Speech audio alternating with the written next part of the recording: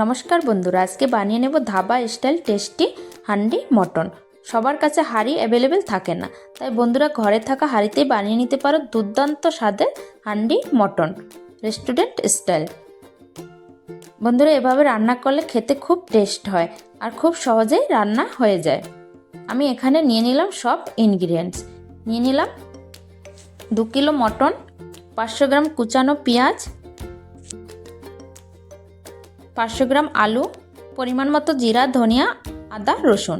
বন্ধুরা আদা, রসুন, জিরা, ধনিয়া আমি পেস্ট করে নেব।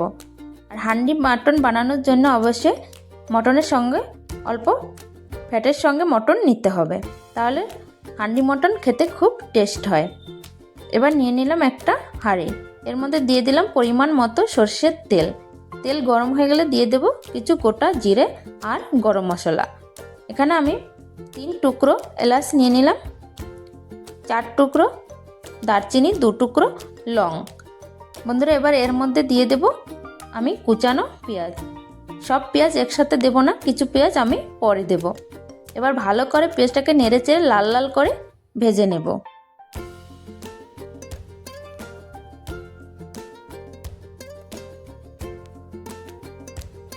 বন্ধুরা এখানে পেঁয়াজ ভাজা হয়ে গেছে, এবার এর মধ্যে অ্যাড করে দেব জিরা, ধনিয়া, আদা, রসুনের পেস্ট। বন্ধুরা এটা আমি শিল নোড়াতে পিষিয়ে নিয়েছি। শিল নোড়াতে বেটে মটন রান্না করলে খেতে খুব টেস্ট হয়। এবার মশলাটাকে আমি ভালো করে কষিয়ে বাকি পেস্টটা অ্যাড করে দেব। বন্ধুরা এভাবে পরে কাঁচা পেঁয়াজ অ্যাড করে দিলে গ্রেভি খেতে খুব টেস্ট হয় আর মাংস খুব জলদি সেদ্ধ হয়ে যায়। এবার ভালো করে নেড়েচেড়ে এর মধ্যে অ্যাড করে দেব পরিমাণ মতো লবণ। বন্ধুরা লবণ দিয়ে মশলা কষালে খুব জলদি মশলা কষানো হয়ে যায়।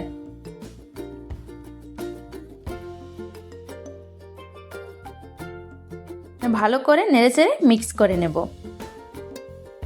বন্ধুরা এভাবে কিছু সময় আমি মশলাটাকে কষিয়ে নেব। দেখো মশলার কালার চেঞ্জ হয়ে গেছে। এবার আমি ঢাকন দিয়ে মশলাটাকে আরও 5 মিনিট কষিয়ে নেব। দেখো 5 মিনিট হয়ে গেছে বন্ধুরা, এবার মশলা থেকে তেল ছেড়ে দিয়েছে। এবার এর মধ্যে অ্যাড করে দেব পরিমাণ মতো লাল লঙ্কার গুঁড়ো। বন্ধুরা এটা ঝাল লঙ্কার গুঁড়ো, আমি 3 চামচ ঝাল লঙ্কার গুঁড়ো অ্যাড করে দিলাম। তোমরা তোমাদের পরিমাণ অনুযায়ী অ্যাড করে দেবে। এবার ভালো করে মিলিয়ে একটু কষিয়ে নেব। এবার মিলানো হয়ে গেল বন্ধুরা, এবার এর মধ্যে অ্যাড করে দেব পরিমাণ মতো হলুদ।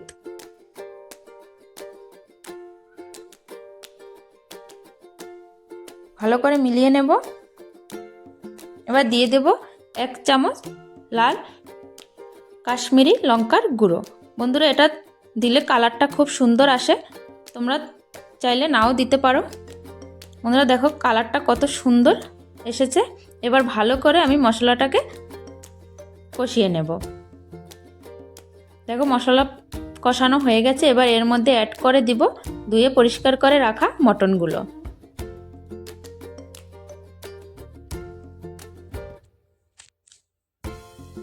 এভাবে ভালো করে বন্ধুরা মশলা কষিয়ে কোনো মাংস রান্না করলে খেতে খুব স্বাদ হয়।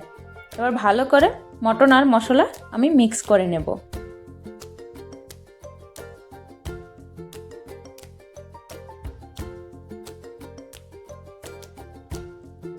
দেখো বন্ধু মিক্স করা হয়ে গেছে, এবার ঢাকন দিয়ে আমি 15 মিনিট কষিয়ে নেব।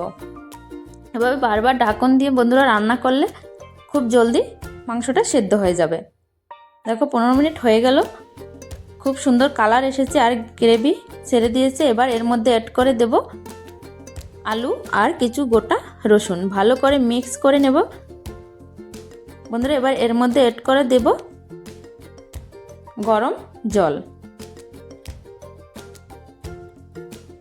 বন্ধুরা গরম জল দিয়ে মাংস রান্না করলে মাংসের কালার খুব সুন্দর আসে। এবার ঢাকন দিয়ে আমি 30 মিনিট রান্না করে নিলাম। দেখো কত সুন্দর কালার এসেছে। বন্ধুরা এবার এর মধ্যে অ্যাড করে দিব আমি 2 চামচ ঘি। মটন বলো আর চিকেন বলো, একটু ঘি অ্যাড করে দিলে দুর্দান্ত স্বাদ হয়।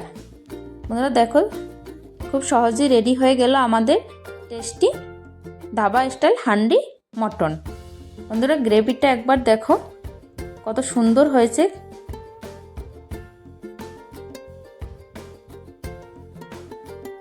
এভাবে ঘরে খুব সহজেই বানিয়ে নিতে পারো ধাবা স্টাইল হান্ডি মটন। বন্ধুরা খেতে দুর্দান্ত স্বাদ হয়।